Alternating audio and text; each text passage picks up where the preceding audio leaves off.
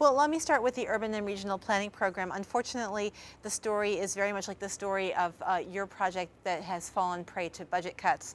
We had the program approved, but all of our lines were pulled during the hiring freeze, and because we can't hire any faculty, we've had to actually put the program on hold.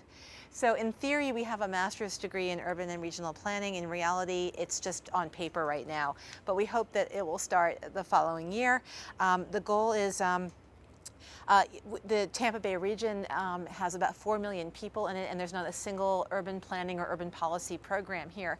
And I think that's problematic both for students who want to study that, and also because when you look at regions like Boston or Baltimore, then you see that the academic policy and planning people actually have an impact on what goes on, that people in the city will consult to find out what best practices are, and there's really here no one to consult with. So I hope that once the program gets going, that will add a layer of depth and expertise to the way people here look at urban and regional issues. So that's the program. Now, my research has focused on downtown development issues and the role of arts and culture in urban development. So that's where my interests probably intersect with what you're doing. I've done some research about city investment in, I guess, what you think of as sort of big ticket cultural projects like a performing arts center or a museum. And more recently, I'm doing research about cities developing housing for artists. That's how I came across the Project Row houses. And you know, clearly there's a sense that that arts and culture are really important to cities. They have been traditionally, but I think it's taken on a new importance because cities have become less central for manufacturing and even less central for office production. You can do that anywhere. And so I think that cities and city centers have, city planners have begun to say, what can cities do uniquely that we can't outsource? And I think that the production of art is one of those things. You need to have a place where producers and consumers come together. You know, I guess not so much for literature, but certainly for visual and performing arts. And there's you know, there's a liveliness to the urban core that you don't find. If you try to imagine having an art museum on the suburban strip mall, the whole idea just seems kind of antithetical to the experience of consuming art. And so I think that there's been more thought given to how cities can take advantage of the arts and cultural impulses that may be out there. Well, I think Tampa is kind of a hard sell because people are not, first of all, Tampa does not have a really rich arts and cultural history. I know we now have the Art Museum and we have the Performing Arts Center, but it's not as though we can look back for, you know, decades and 100 years ago, this is what we were doing. And I think that Tampa also doesn't have some of the deep pockets, you know, sort of the patrons of the arts. We don't have big companies here that are going to support these things. If you do fundraising for your museum here, I'm sure you're aware of that in other cities, there's sort of a list of foundations you can go to, and what are those foundations here in Tampa? So I think we have a bit of a disadvantage. We also have a disadvantage in that people don't come to downtown. There are people who live all their lives in the Tampa region and they never come to downtown. It doesn't have that central feel to it. It's also a hugely pedestrian, unfriendly space. You could probably get killed trying to walk around downtown. So I think all those things together make it a little bit of a harder reach. We have to work harder to make those things come alive for us.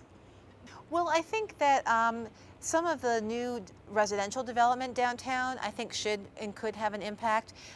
Maybe not even so much on whether people go to the art museum, but on, let's say, having galleries or restaurants that make the downtown experience exciting enough that people will think about, well, what do I do on a Saturday? I know I'll go downtown, I'll go out to dinner, I'll go to the museum, and it becomes part of a larger experience. And I think having people live there will help with that.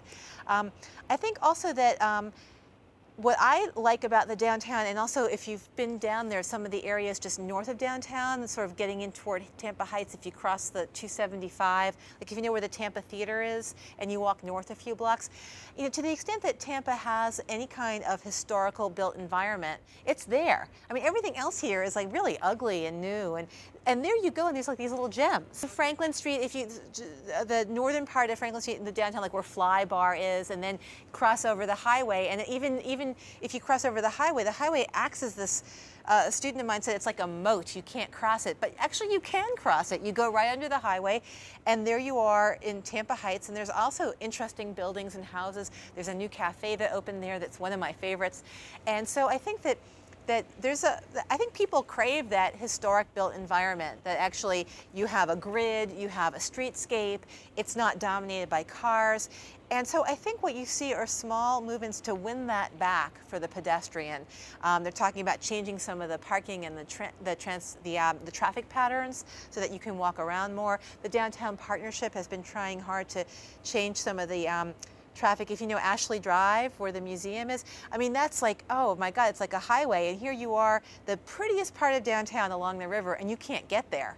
And so I think rethinking who is downtown for? Is it for the car or is it for the pedestrian? I think if you get people out of their cars walking around, they will gain an appreciation for the built environment, and the built environment and its quality is really tied to things like arts and culture. Well, I think that there is a strong core constituency for change in downtown, and that's why I mentioned the partnership and the Urban Charette. If you go there, you find a group of somewhere between 20 and 100 people for whom this is vitally important. Because I'm part of those groups, I don't really talk to people who don't care about downtown. So it's really hard for me to say if you just went and stood on the street corner and you asked people whether they'd be enthusiastic about it or not. But my sense is that people travel and they visit other cities. They leave Tampa and they visit other cities and they say, wow, I really liked Paris. Why? Because you could walk around and you could see people. And so I think that that when they have that experience and they realize how very transforming it is and they wish we had it here, the question is, are they willing to make what might seem at first as small sacrifices to get that? Are they willing to walk an extra block rather than park their car right there? Are they willing to perhaps consider leaving their car at home and taking transit?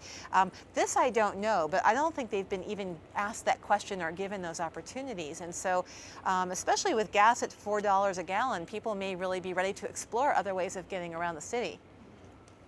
Well, I mean, community can be defined in different ways, and we're talking here in a way about spatial community, because if people all go online and they meet other people online, that doesn't really help us revitalize the city. So the issue then isn't so much community building as place building. And I think that arts and culture are really vital for place building. Like I said, they're very place specific. Many forms of arts and culture can't be consumed just by staying at home. So I think that's part of where arts and culture comes in. I think arts and culture give people the opportunity to participate in something other than making money. Even though, I mean, obviously if you're an arts producer, you hope to make a living. But for consumers, it's an opportunity to relate to other people and to relate to your environment in something other than simply, simply a business environment. I think in a practical way, arts activities gives people a reason to stay downtown and to be downtown and not just to retreat home. And so I think that there's direct ways and indirect ways. I think also that cities that are attractive to producers of art also tend to be attractive in other ways as well, that they are and also because I think more and more research is looking at the role of arts and culture, not just that artists are there painting a painting, but that how many industries rely on creative people. The advertising industry, the fashion industry, there's a lot of economic spin-off from attracting people who have creative talents. And so I think that's something that Tampa's really been lacking. When you look at our employment figures, we do not do well attracting people who are in those more creative kinds of industries. And I think that's great. I think that the current real estate crunch is going to delay us feeling the impact of those developments. I'm a little nervous about them. So many of them went up at once. Even the ones that are completed, I've yet to see a human being near there, and given the fact that there's such a glut of real estate, then I think it may be a little bit of a hard sell. But you have to think of it long term, not what will happen tomorrow, but what will happen in 10 years. Well, I think, I'm not sure that they communicate better with their county. I think it really has to do with the history of these cities and the built environment of these cities. I mean, downtown St. Pete, still has a kind of intact urban form. There's no highway cutting across it. There's no, big sort of, public projects that interfere with the streetscape. And, in a funny way, Tampa was the region's economic hub. It was an industrial city. It has the bank headquarters, et cetera. St. Pete was always a a vacation spot. And so that probably meant that Tampa at its height was a much more economically dynamic city, but it also meant that its needs conflicted with what we now look for in kind of a recreational city. St. Pete's always been about tourism and entertainment. It was just before they did like lawn bowling, and now they're doing something else. And so in a way, its lack of centrality to an industrial economy has positioned it really well to be at the forefront of the post-industrial economy. I felt the same way. I visited Charleston, South Carolina. Have you ever been there? Yep. I mean, it's beautiful, right? Absolutely gorgeous. Well, it's gorgeous because between like 1850 and 1990, it had nothing. No one touched it. There was no industry. There was no development. And so it was lousy for the economy of Charleston, but now we look at it and we're like, wow, this is great. This is historic. This is wonderful. So St. Pete's a little bit in that category, I think.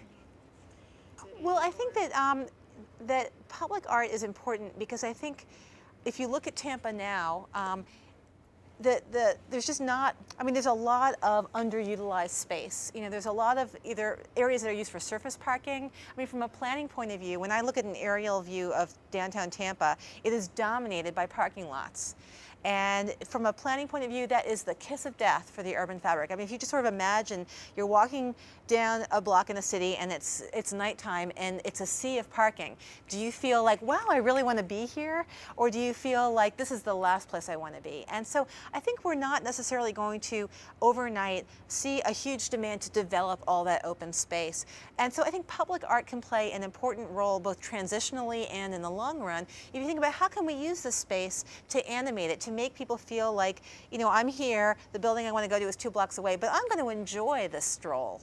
And so I think that's where we can use space in different ways, whether it's greening it or whether it's bringing art into it or doing something other than just sticking our cars there. Well, you know, I'm probably a little distant to reflecting that I'm not an artist, and you know, since I have a 12-year-old son, I do a lot more baseball games than art galleries. But you know, just from looking at the newspaper, it seems like there is an art scene, but it's not spatially concentrated. So there's a gallery here, there's a gallery there. So it's hard to get a sense of there being sort of an impact on the urban fabric. But I think that probably you would be more in touch with it than I would. That just in terms of people here producing art, that there is an arts community that could be tapped into. I have the feeling that there is a small community here, but it's probably not as it's not as connected to some of the other worlds in Tampa. It's a little bit more marginalized. And again, I think that's partly, you know, you don't have the arts patrons. You don't have, you know, educated, wealthy people who are looking to buy art. And so as a result, you don't have as many, it's harder to make a living. I interviewed the person who does cultural policy for the city of St. Pete. And she said, I mean, she probably doesn't want this to be on tape, but it's pretty obvious that she said, well, you know, frankly, if you're a young artist in St. Petersburg, you'll reach a point, and if you really want your career to go ahead, you got to leave. You know, you got to go to Chicago or New York because you're just not going to really make it from here. And that may be different, like if you're a writer, who cares where you are, right? You just sort of email your work and it gets around. There's also, I don't know if you're familiar with, there's a planner named Elizabeth Curid who just wrote a book called The Warhol Economy. Warhol as in Andy Warhol.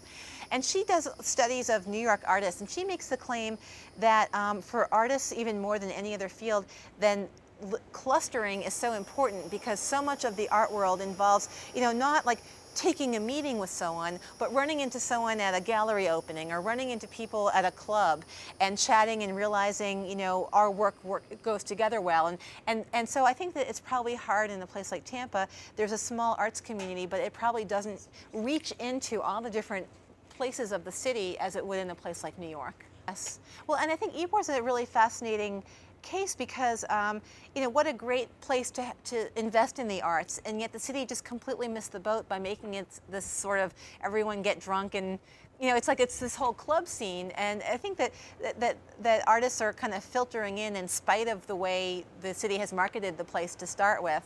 But I think they kind of went in the wrong direction. You've got these great historic buildings, it's close to downtown, and they just really made it an awful place. Well, I mean, the ones that are there any? I mean, they're pretty decrepit, I think. I mean, I know I did it. Do you think the downtown would benefit from some of these? Absolutely, especially because it gets so hot here in the summer, and so imagining some green, some shade, I think it would make a big difference. And it doesn't have to be Central Park. You know, it doesn't have to be huge, but just converting some surface parking or some of the empty lots into something that's appealing. I know the city wants to do this river walk, but if you've ever actually toured it, it's really not there yet. It's far from being there yet. They have, you know, like a block here, and then they have a block there, and then it's not connected. And it's because they have no money. They're depending on developers who build things to build their piece of the Riverwalk. And then the developments aren't working out because of the real estate problems, and so it's kind of languishing. But, you know, they've got the right idea.